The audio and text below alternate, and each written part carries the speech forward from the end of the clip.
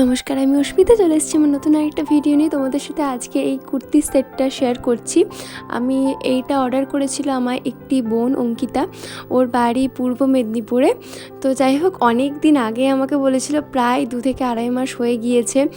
আমি করব করে করাই হচ্ছিল না, আর ও আমাকে কোনো রকম তাড়া দেয়নি, তার কারণে আমিও সেরকমভাবে তাড়াহুড়ো করিনি। আর সবথেকে বড় কথা, এই কুর্তিটা জোগাড় করতে আমার আরও বেশি টাইম লেগে গিয়েছিল। আমি নর্মালি অনলাইন থেকেই এই সমস্ত জিনিস কিনে থাকি, বাট কোনো কারণবশত আমি অনলাইনে এটা পাচ্ছিলাম না, যার কারণে আমার এটা শুরু করতে অনেক দেরি হয়ে গিয়েছিল। বাট অবশেষে যেটা পেয়েছিলাম, ফেব্রিকটা যথেষ্ট মোটা ছিল, যার কারণে আমার কাজটা করতে বেশ ভালোই লাগছিল। আর যেহেতু এটা কালো রঙের ওপর সাদার কাজ, তাই জন্য আমাকে এটা ডবল কোট দিতে হয়েছিল, যার কারণে মানে প্রায় দ্বিগুণ সময় লেগে গিয়েছিল আমার এটা শেষ করতে। তো যাই হোক, ও আমাকে পুরো ডিজাইনটাই আমার মতো করে ছেড়ে দিয়েছিল, শুধু বলেছিল যে হাতাতে এবং যে নিচের বর্ডারটা, ওটা যেন একটা বর্ডারের হিসাবেই করি, আর তার সাথে বুকের কাছে অল্প একটু ডিজাইন করি।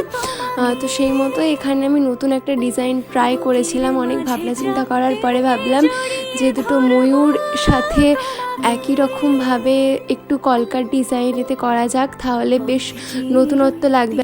তো অনেক ভাবনা চিন্তা করার পরে আমি ডিজাইনটা সিলেক্ট করেছি, মানে রাফ করে তার ওপরে এখানে আমি কালার করা শুরু করে দিয়েছি। প্রথমে সমস্তটা একটা কোট করে তারপরে এর ওপরে আমি সেকেন্ড কোটটা অ্যাপ্লাই করেছিলাম।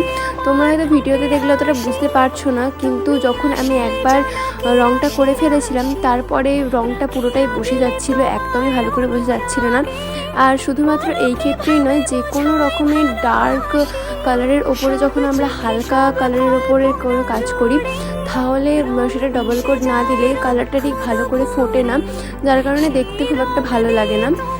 তো যাই হোক, তোমাদের আজকের ডিজাইনটা কীরকম লাগলো সেটা তো অবশ্যই জানিও। সবাই ভালো থাকবে, সুস্থ থাকবে, দেখা হচ্ছে আমার পরের ভিডিওতে। আজকের জন্য বাই।